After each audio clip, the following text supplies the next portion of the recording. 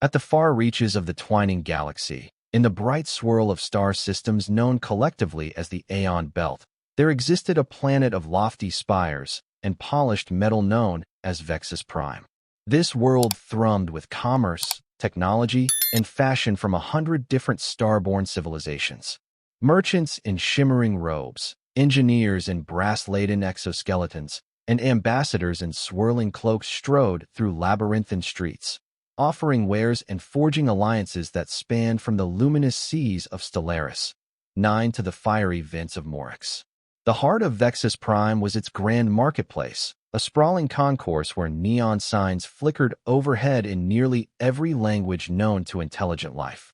It was here, against a backdrop of bustling trade and cosmic negotiations, that Sarya Vale, heiress of the Vale Holdings Consortium, walked with measured steps. She was a tall, elegant being, striking in both composure and presence. Her skin bore a faint opalescent sheen, and her pupils shimmered with an inner light, indicating her aristocratic lineage on the planet Acer. One glance at her regal carriage, wrapped in a silvery gown that reflected hidden patterns of starlight, was enough for onlookers to understand that she was not merely wealthy, but accustomed to being admired, obeyed, and, if one valued one's social standing, feared. Saria, however, had come to Vexus Prime on a most peculiar errand. Despite her position as the scion of a commercial empire, she had been lured by a rumor of advanced gravitational slipstream technology, rumored to be sold only in the clandestine stalls that lined the farthest reaches of the marketplace. She needed that technology to complete her father's final dream, a hypergate that would connect distant star systems in the blink of an eye. The Vale Holdings Consortium stood on the cusp of sealing a monumental contract, and Saria sensed that this breakthrough, if she could procure it, would be the jewel that crowned her father's legacy. She found her way past lines of silver-laden car traders, who sold unique crystalline orbs that could store entire libraries of data, and beyond the droning hum of the gloom callers, whose vat-grown seeds promised miraculous agricultural yields. At last, she reached a dim corridor, flanked by flickering overhead lamps, where the usual chorus of commerce died down to a hush. No swirling banners announced the presence of reputable merchants here, only shadowy alcoves in which furtive deals might be made. Saria advanced, the click of her heeled boots echoing in the gloom. Standing guard at a small kiosk was a lanky figure with luminous stripes across its arms, a sign of the Elixiri species, notorious for underhanded dealings. The figure beckoned her closer. She came, carefully ignoring the pungent scents of exotic spices and the subtle whir of cloaked surveillance devices. The Elixiri grinned in a disconcerting manner, revealing teeth shaped like needles, then gestured at a compartment behind him. Inside, Saria caught a glimpse of smooth, cylindrical prototypes, gravitational slipstream engines, nearly humming with potential. As she examined them, the Elixiri chattered about the components. Capsules are forged from quintessence alloy, with embedded neutrino stabilizers. Yes, yes. Very fine, very difficult to come by, you see, it said, twitching with excitement. Saria felt her heart quicken. The rumor had been correct. These were precisely the advanced modules she needed. Her father's dream now lay within her grasp. The Elixiri named a price so stratospheric that even a wealthy heiress might balk. Yet Saria inclined her head, opening her credit account via her neural ring. In a swirl of numbers that only the truly wealthy could accept, she authorized a massive transfer, enough to purchase a minor planetoid. But the Elixiri's grin revealed a snag. It hissed, quietly, "A moment, my lady. The codes you are transferring, they are incomplete. Some form of hold placed upon them." Saria's expression darkened. "Impossible," she said, her voice calm but her eyes narrowing dangerously. "My accounts are always in order." The Elixiri rubbed its bony hands together. "Not so, not so. It seems, dear lady, your father's estate is in dispute. The newly imposed tax from the High Council may have frozen a portion of your assets, yes?" The mention of a tax indeed rang true. The High Council of Acer had recently enacted measures to seize certain funds, citing a legal technicality in the Vale family's holdings. Though Saria had been confident her personal wealth was safe, apparently she was mistaken. Whatever the cause, she had no immediate means to free enough capital for the purchase. She was forced to watch the Elixiri scowl. Unless, dear lady, you have something else of value for us, we cannot finalize this arrangement, it sneered. A swirl of tension hovered in the corridor, thick enough to taste. In her frustration, Saria whirled on her heel, surveying the gloom for anything she might leverage or trade. She had not come prepared to barter goods. Nevertheless, her eye fell on a corner of the corridor she had not noticed before, a pen with tall, energy lattice bars. Within it were half a dozen creatures, some bound in stasis collars, some barely clothed, each wearing hopeless expressions. The shocking reality struck her with a jolt. This was a slave-holding pen, hidden in the darkest corner of Vexus Prime. Saria felt a flicker of disgust. She was no stranger to the concept of indentured servitude. Her father's business empire employed throngs of workers across multiple star systems, but she rarely confronted such blatant cruelty. She might have walked away from this unsavory stall altogether, but the Elixiri was smiling wider than ever, as though a new idea occurred to it. You see that pen, yes? We have humans here, it said with a rasp. Humans are prized in certain circles, rare, exotic, interesting. We can offer you one. In fact, if you desire a living trophy, perhaps we negotiate a trade. A partial deal. You take a human, and we provide the slipstream modules at a modest discount, yes? At first, Saria recoiled. She had no interest in purchasing a living being. And yet, that glimmer of her father's dream danced in her mind. No matter how she attempted to justify walking away, she could not bear to see the entire negotiation crumble. Perhaps, she told herself, she could rescue one unfortunate creature in the process, deliver him to freedom later. She knew the Vale name would protect her from the typical legal entanglements. So she nodded, albeit stiffly. Let me see them, she said, determined to keep her voice composed. The Elixiri obliged, slithering toward the pen and deactivating the energy lattice barrier.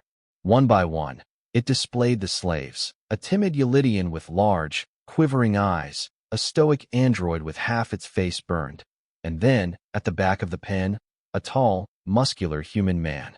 His dark hair hung over intense eyes, his jaw tense with pride. He was shackled, yes, but it was clear from the defiance in his gaze that he was no meek prisoner. The Elixiri struck the bars with a rod, causing sparks to flit around the metal rings binding the man's wrists. Stand forward, you worthless beast, it hissed. The human stepped forward, unwavering despite the harsh jolt of electricity. Saria observed him carefully.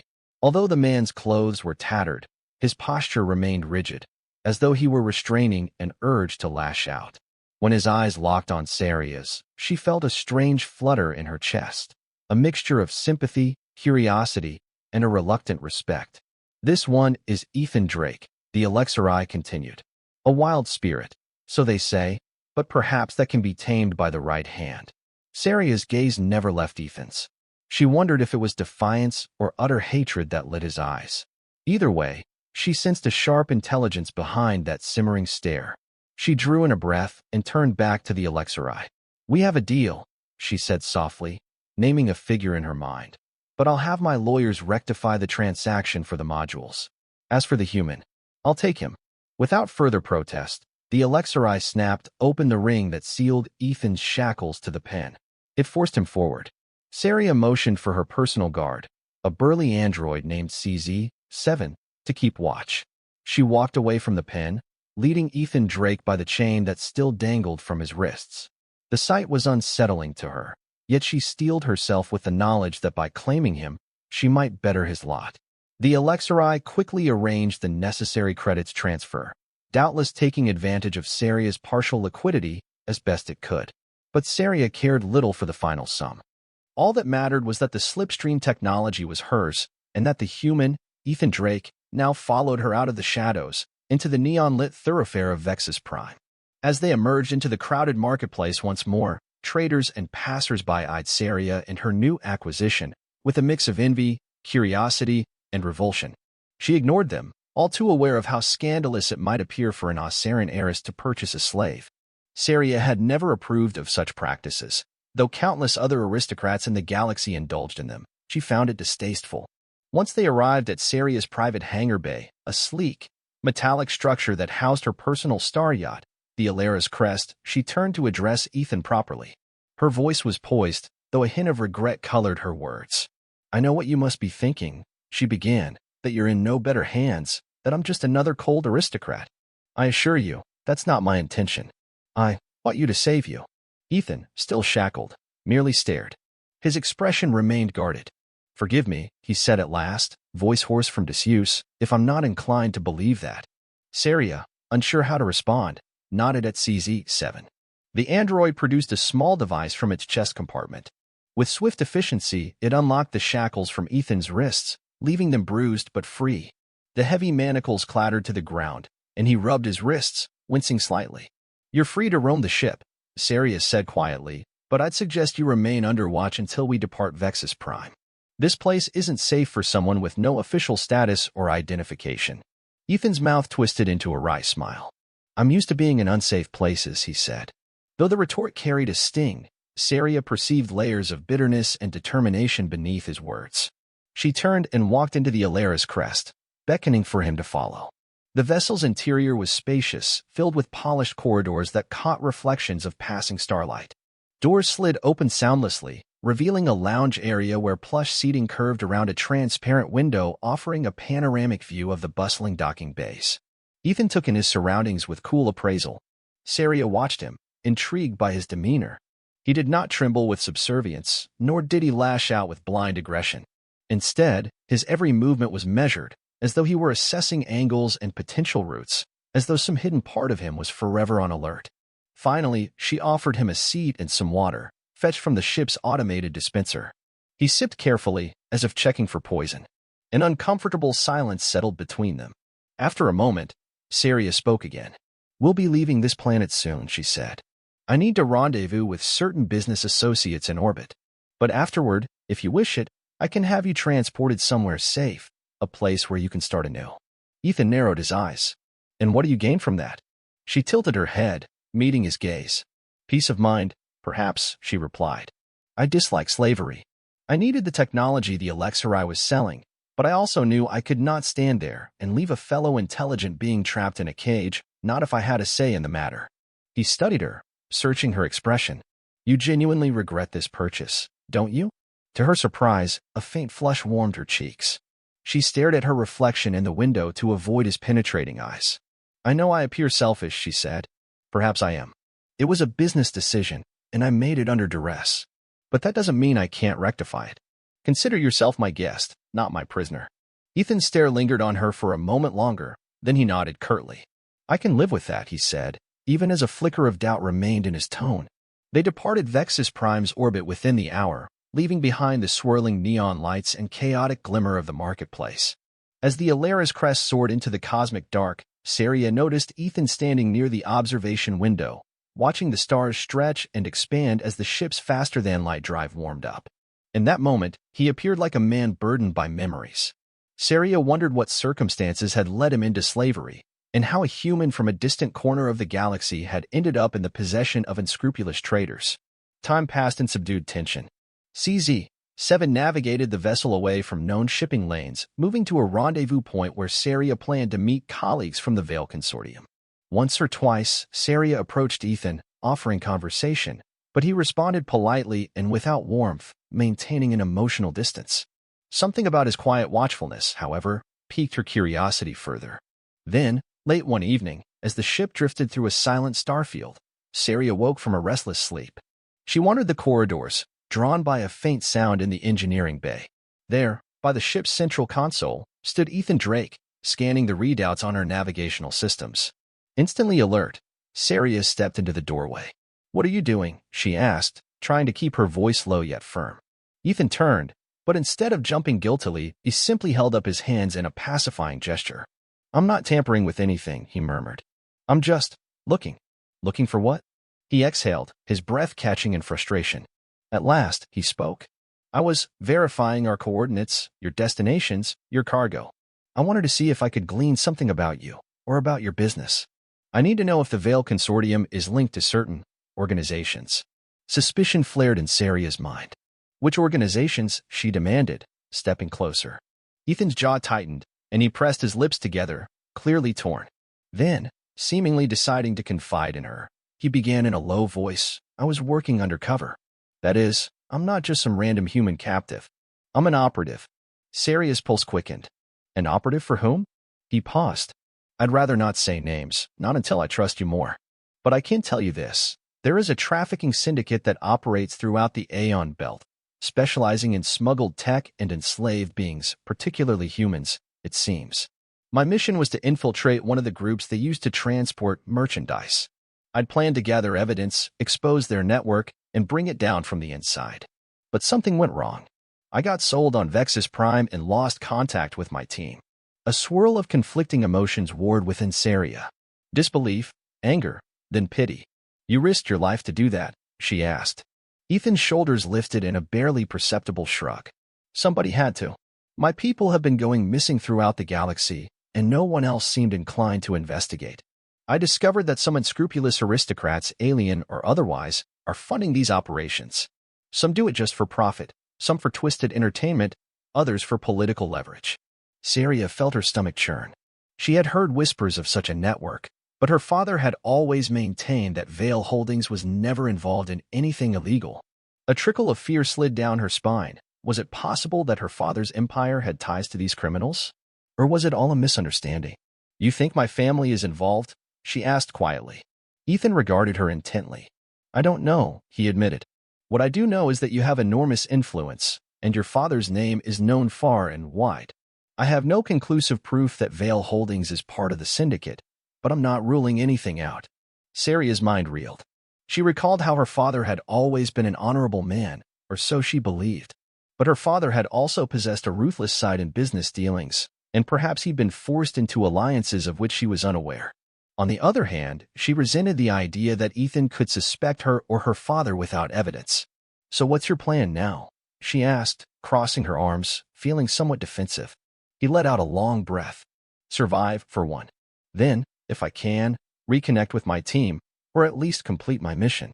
The trouble is that I've lost the data chip I was using to record evidence, and my communicator was destroyed. The only real asset I have left is my knowledge, and, apparently, your ship." Silence stretched. Saria studied him, noting that for all his apparent vulnerability, there was iron resolve in his stance. He was not cowed by adversity.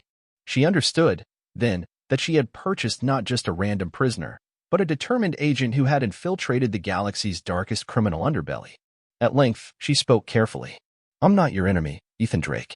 I'm not certain whether any part of my family's empire is entangled with these traffickers, but I would be appalled if that were true. If you allow me, I can help you. Perhaps, together, we can uncover the truth." Ethan hesitated, as though grappling with mistrust. At last, he nodded. "All right," he said, "but let's keep this between us for now." Their conversation ignited a new tension aboard the Alera's crest, but it was a tension fueled by shared secrets and uncertain alliances, rather than mere hostility. Over the following days, Saria found herself conferring with Ethan often, sometimes in hushed whispers behind closed doors, sometimes while strolling the corridors, discreetly avoiding CZ-7's mechanical gaze. She understood that her android guard was loyal to her, but if the matter indeed touched powerful players within the Vale Consortium, she dared not speak openly. Ethan revealed more about his infiltration, how he had posed as a down-on-his-luck mercenary, aiming to join the trafficking ring to gather direct evidence. He had memorized faces, code names, shipping routes. But before he could transmit his findings, he'd been double-crossed by an unknown associate. Saria listened, growing more apprehensive with each revelation. She asked pointed questions, seeking clarity on how the Vale Empire might connect, but Ethan's answers remained inconclusive. "Your father's name never came up explicitly," Ethan admitted, "but your family's shipping channels are among the largest in the Aeon Belt. It wouldn't be difficult for criminals to piggyback on your routes if someone on the inside was willing to look the other way for a price." Determined to ensure her father's legacy remained untainted, or else expose the corruption, if it did exist, Saria decided to contact trusted individuals within Vale Holdings. Discreetly, she reached out to Zalora Trent, her father's former chief advisor, a brilliant Ossaran known for her loyalty and upright nature. Over an encrypted line, Saria spoke in carefully couched terms. Yet, To her dismay, Zalora revealed that certain members of the consortium's board had been acting suspiciously since Sarya's father had fallen gravely ill months ago. These board members had authorized deals that were sealed under layers of secrecy, citing new expansions in far-flung systems. When Zalora had pressed for details, she'd been stonewalled. Then, some of the questionable shipments had vanished completely from official logs.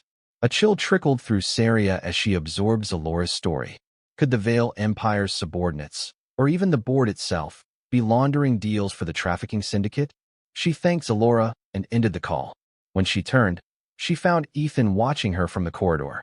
She told him what she had learned. He nodded, not surprised. Sometimes it's not about the top rung, he said.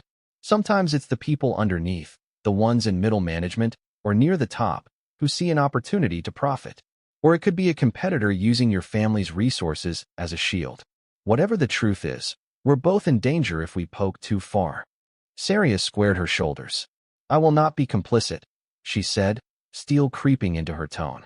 If my father's name is being tarnished, I will clear it. If corruption festers within my empire, I will tear it out by the roots.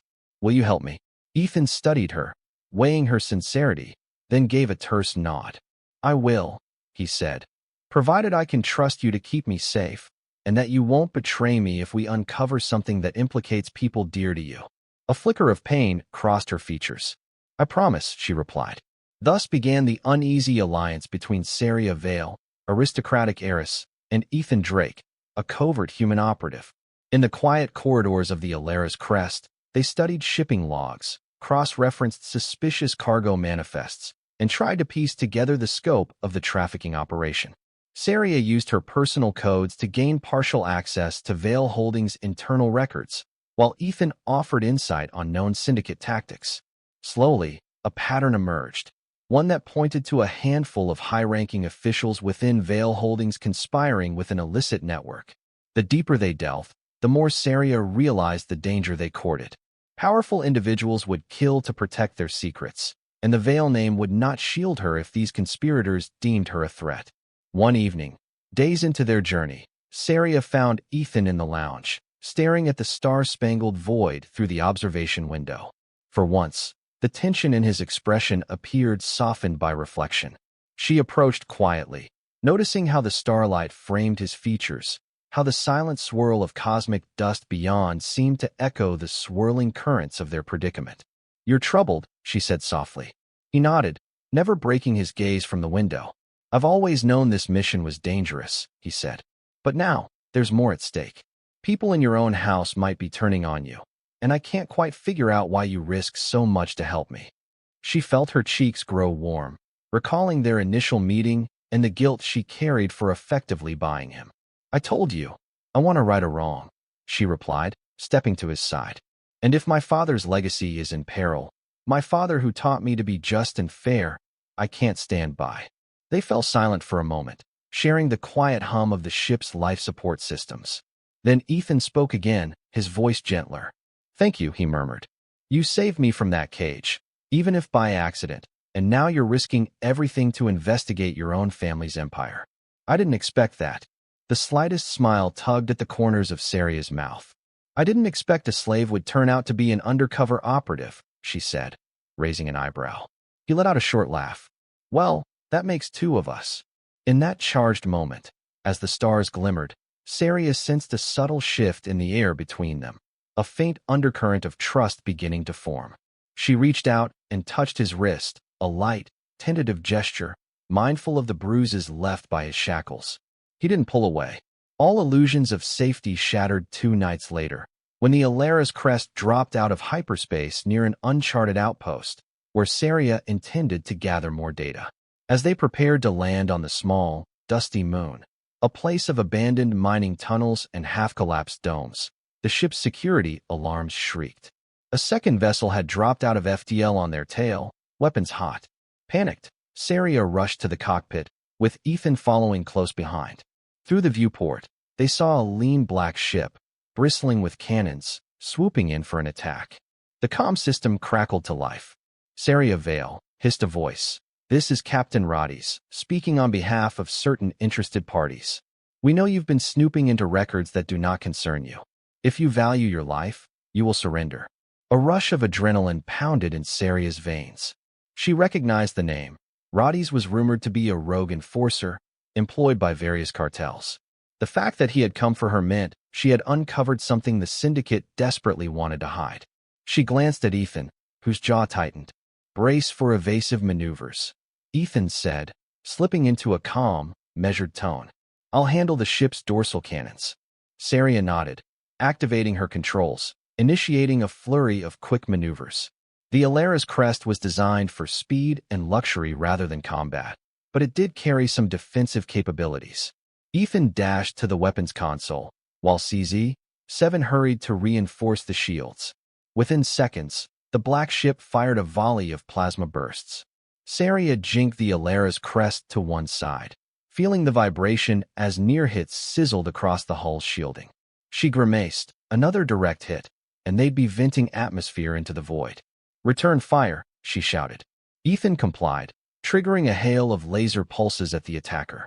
3 shots skittered across the black hull, but the enemy shields flared, absorbing most of the impact.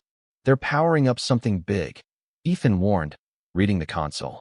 Might be a rail cannon. Sarya's heart hammered. A rail cannon could tear them apart in one well-aimed shot. She flung the ship into a corkscrew dive, accelerating toward the dusty moon's surface in an attempt to evade. If they could reach the thin atmosphere and the labyrinth of canyons below, perhaps they could hide. Roddy's voice spat over the comm. Futile, it snarled. Surrender the data, or prepare to be destroyed. No data to surrender, Sarya hissed under her breath, angling the control sticks. The battered moon loomed beneath them, its craters and canyons rushing up at alarming speed. Hold on, she cried, pushing the ship to its limits.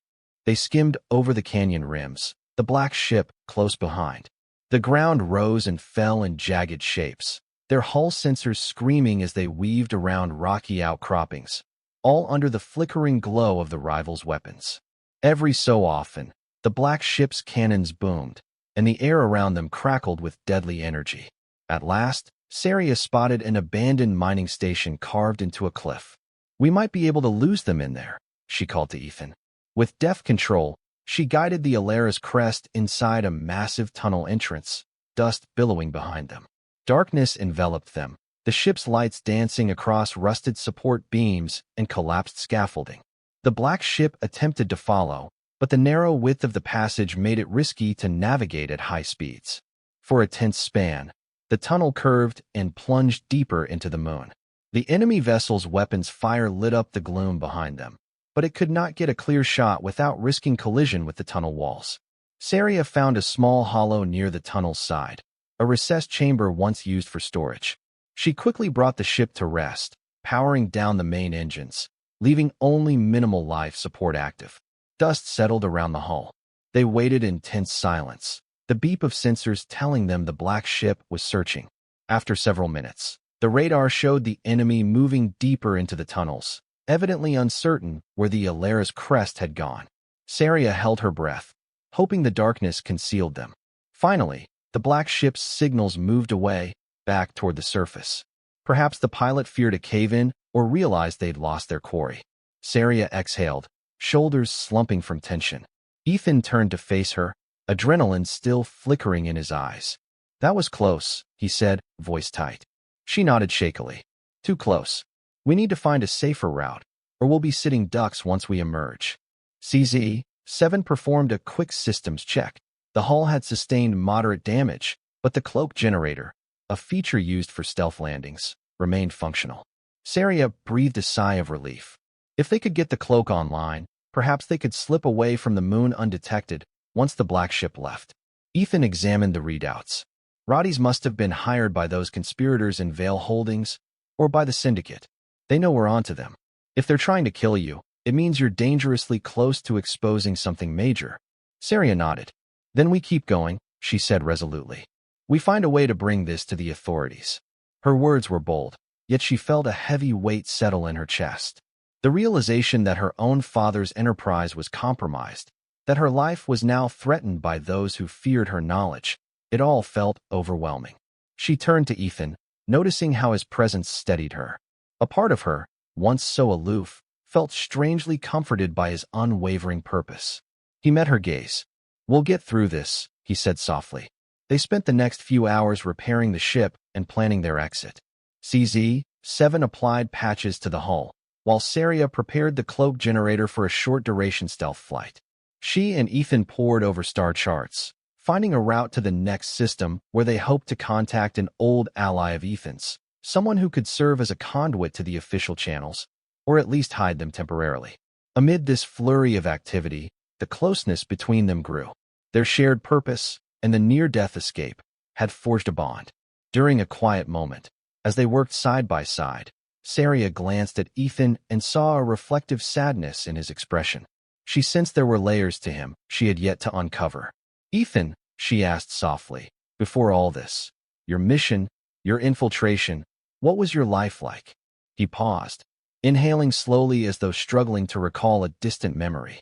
"I used to serve in a humanitarian group," he said. "We traveled to various colonies, offering aid, medical supplies, and relocation services. That's how I discovered the plight of many humans who ended up missing, captured by slavers. I tried to help, but I realized we were treating symptoms, not the cause.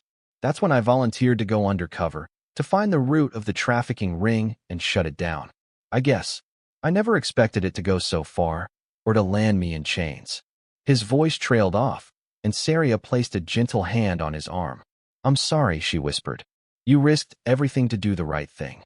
He looked at her, a flicker of vulnerability in his eyes. "I did, and I'd do it again," he said, as though to reaffirm his convictions. "The galaxy can be cruel, but if good people don't stand up." Saria nodded, finishing the thought. "Then cruelty wins." Their gazes held for a moment, and something unspoken passed between them, an understanding, perhaps, of each other's burdens, each other's hidden hopes. In that quiet bubble of shared resolve, Saria felt the stirrings of an emotion she had rarely allowed herself to feel. She quickly turned back to the console.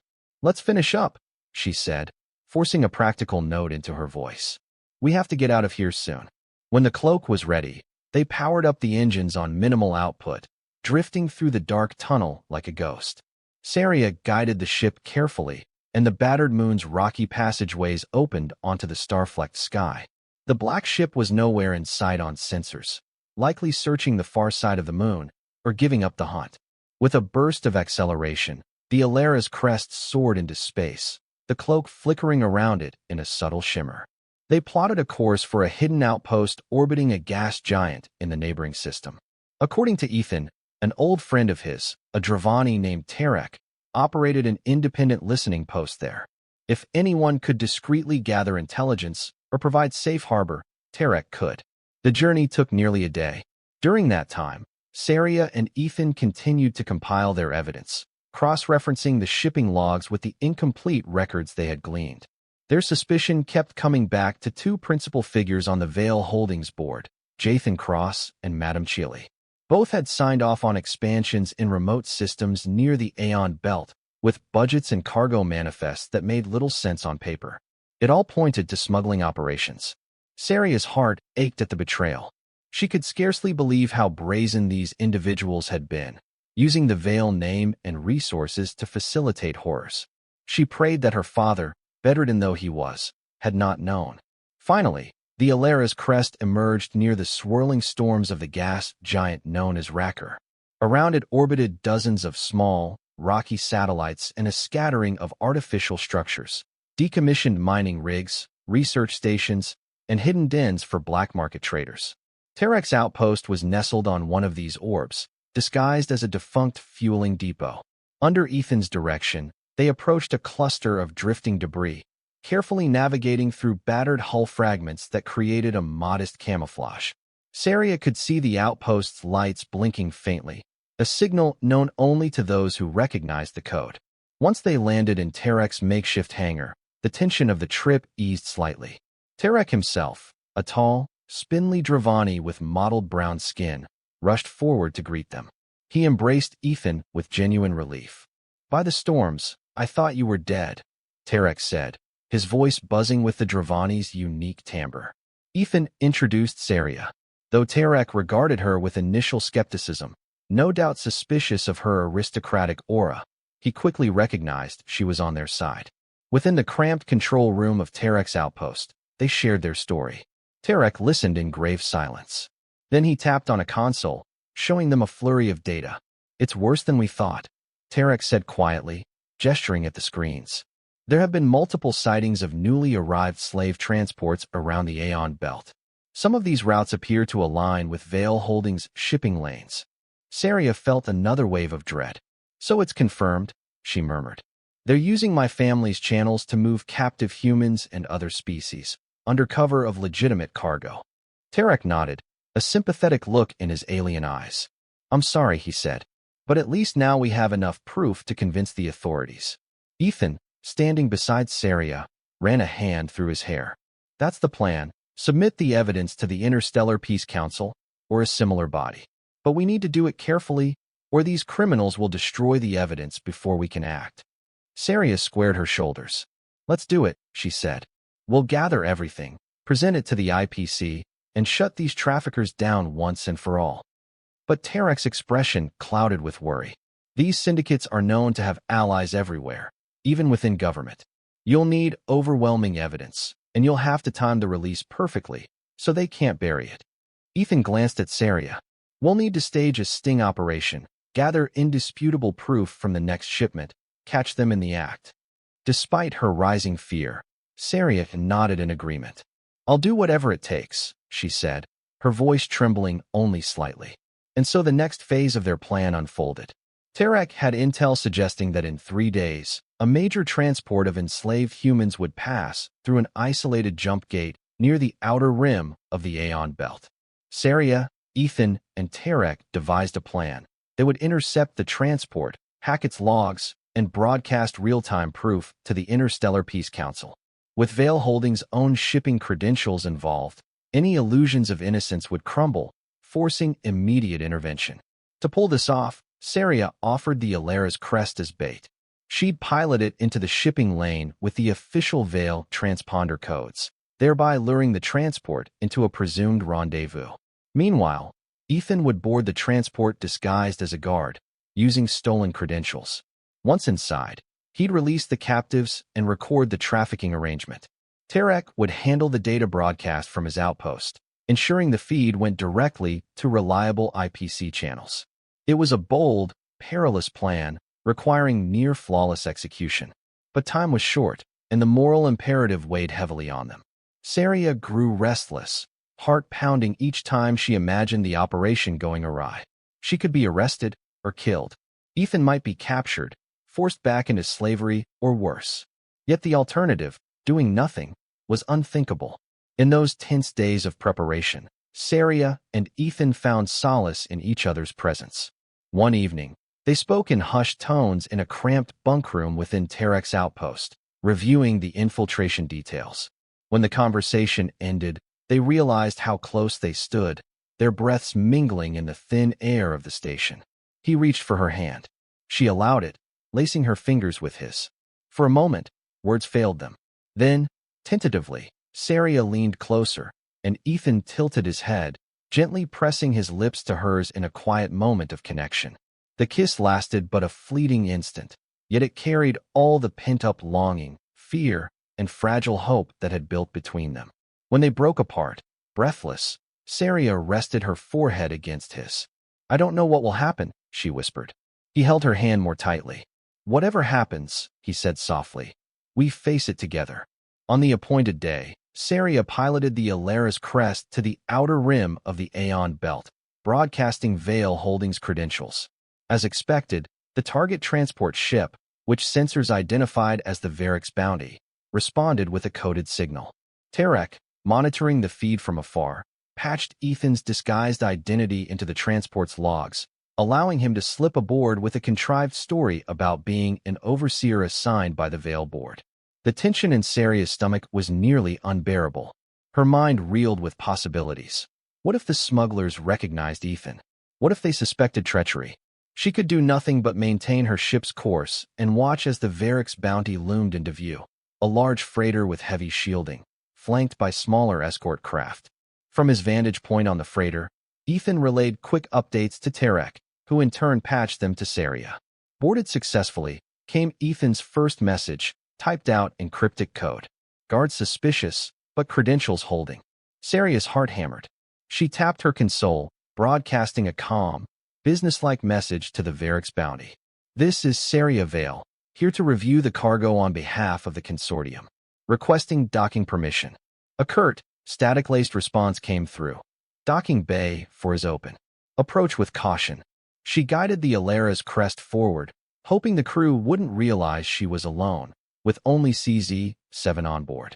She glimpsed Tarek's console feed. Ethan heading for cargo hold, encountering heavy security. Sweat beaded on her brow as she approached the docking clamps. The hulking structure of the freighter filled her viewport, pocked with scars and outdated modules. Then, with a jolt, the Heiress crest latched onto the airlock of Bay 4. The hiss of equalizing atmospheres rang in her ears. Moments later, she stood at the threshold, heart pounding, a slender pistol concealed beneath her robes. CZ-7 waited behind her, ready to defend his mistress if necessary. The airlock cycled open, revealing a harshly lit corridor and 2 armed guards, a reptilian rudak and a large, bipedal insectoid called a Carasian. Identification, please, the rudak hissed. Summoning every ounce of her aristocratic poise, Saria lifted her chin. I am Sarya Vale, she said coolly, producing a forged authorization that Tarek had generated. I have come to inspect the cargo, on instructions from my board. The guards exchanged glances. The rudak stepped aside. Very well, it rasped. Follow us. They led her into the bowels of the freighter. The corridors were cramped, reeking of stale air and machine oil. Saria swallowed her revulsion, hoping her expression remained aloof. She needed to play the part of a stern aristocrat checking on an illicit deal. At last, they reached a cargo bay. The door slid open, revealing a row of cages. Within them, humans and other species sat in cramped misery, their eyes filled with despair. The sight triggered Saria's anger, but she forced herself to maintain composure. Ethan, disguised in a guard's uniform, stood among a group of watchers. When their eyes met briefly, a flicker of recognition sparked. Then, with professional detachment, he stepped forward. This is the cargo, my lady, he said formally, gesturing to the cages. We're awaiting final clearance for delivery. Saria nodded, her tone cold. Show me the shipping manifest, she ordered. I must verify the items match the Vale board's instructions. A wiry man wearing an officer's coat approached, glancing suspiciously at Saria. I'm Captain Draxus, he said, handing her a data pad. Your board has assured us that this transaction is off the records. I'm certain you understand the importance of discretion. Saria eyed him icily. Of course, she replied, scanning the pad. She flicked through the documents, feigning a bored expression. In truth, her mind whirled. These logs were damning evidence, detailing the sale and transport of dozens of enslaved individuals. She toggled the pad to quietly transmit the data to Tarek's remote link, hoping the security systems wouldn't detect the intrusion. Ethan, still in guard attire, circled near the cages, subtly checking for an opportune moment to free the captives. He signaled with a subtle nod to Saria, indicating that Tarek's broadcast was live. That was when things went wrong. A warning klaxon blared, echoing through the corridors. Alarms flashed red. The overhead comm crackled with a panicked voice. We have an external data breach. Someone is uploading our records. All hands, secure the ship. Captain Draxus spun towards Saria, suspicion burning in his eyes. You, he roared. You're behind this. Before Saria could react, the guards raised their weapons. She ducked behind a crate, just as plasma fire rattled the metal. CZ-7 surged forward, intercepting blasts with its reinforced plating. Ethan sprang into motion, knocking one guard aside and wresting away his weapon. Chaos erupted. The caged prisoner screamed. Another volley of laser fire erupted from the corridor. Saria, pinned behind the crate, fired her concealed pistol, striking the Carasian guard in the carapace. He screeched and fell back. Ethan hastened to the central controls near the cages. Tarek, he shouted into his communicator. Open these locks remotely if you can. Static crackled, then Tarek's voice. I'm working on it. Almost there. Yes. With a series of metallic clangs, the cage doors unlocked. Freed prisoners burst out, some of them tackling guards or scrambling for cover. Saria took advantage of the confusion, darting to join Ethan. Captain Draxus lunged for her, but CZ-7 intercepted him, grappling the furious officer in a mechanical vice grip. Suddenly, the entire freighter lurched. A muffled explosion rocked the deck. Saria stumbled into Ethan's arms. "They're trying to blow the cargo hold," Ethan rasped. "They'd rather destroy the evidence than let it fall into our hands." "Then let's get out of here," Saria replied, adrenaline fueling her. To their relief, the airlock they'd used remained intact. Rallying the freed prisoners, they made a desperate dash through the freighter's corridors, fending off sporadic blaster fire. More explosions shook the hull, and flames licked at the corners of the passageway. At last, they reached the connecting hatch to the Heiress crest. Saria herded the prisoners onto her ship, while Ethan and CZ-7 provided cover.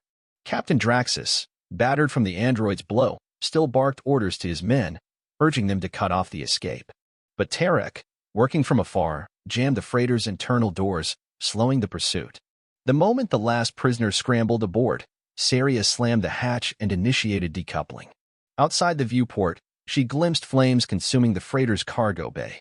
The Heiress crest peeled away, battered by shockwaves.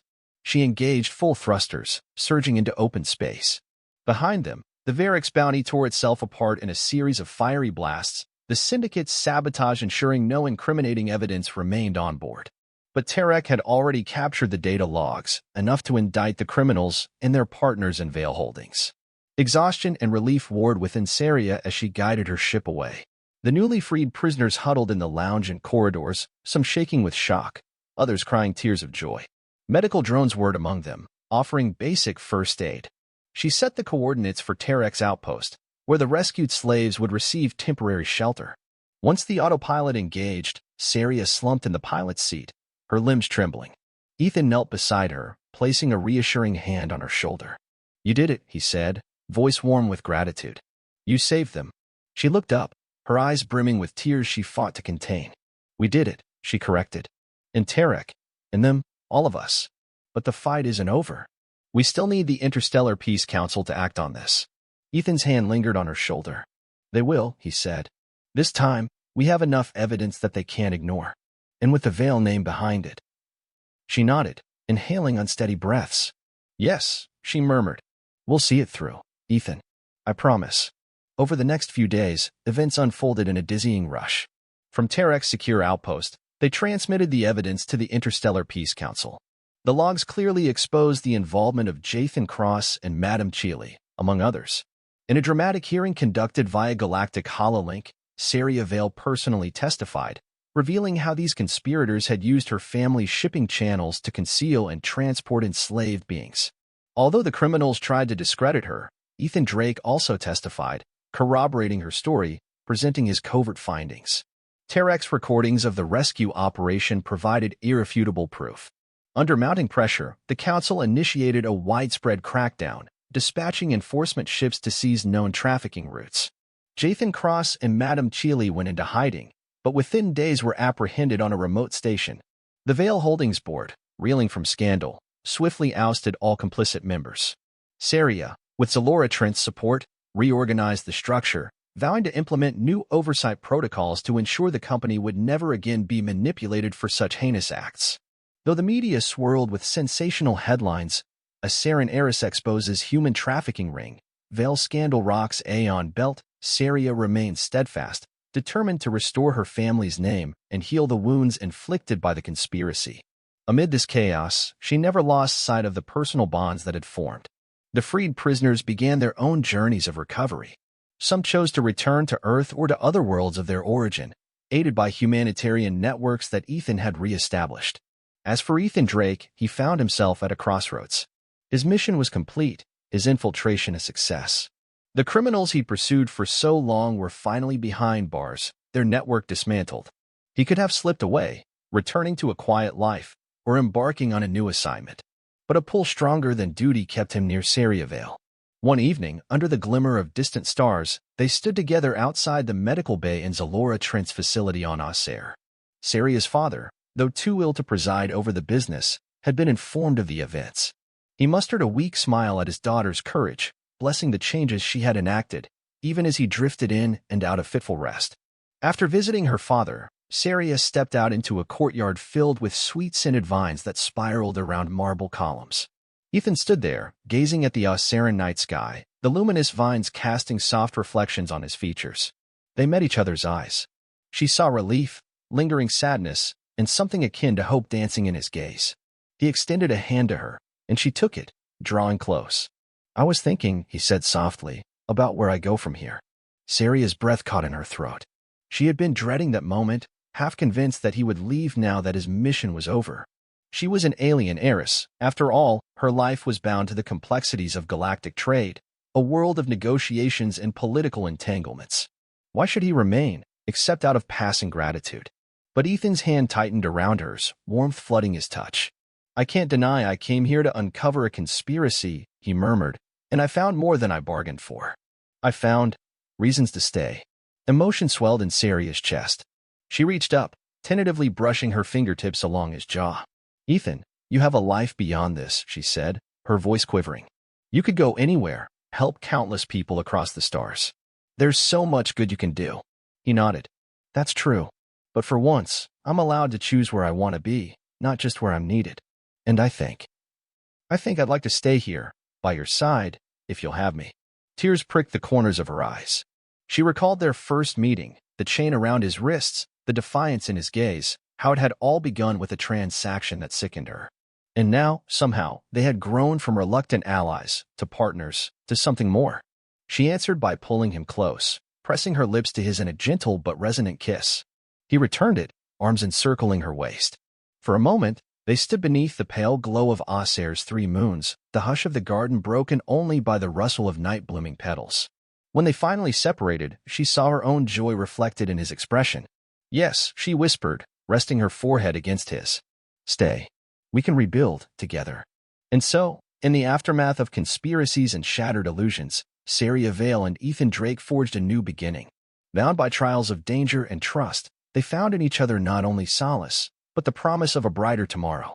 Under the star-laden skies of Aser, they embraced a future where freedom triumphed over bondage, where compassion transcended betrayal, and where hope, like the gentle shimmer in Sarya's eyes, promised a happy ending to a story that had once seemed lost in the shadows.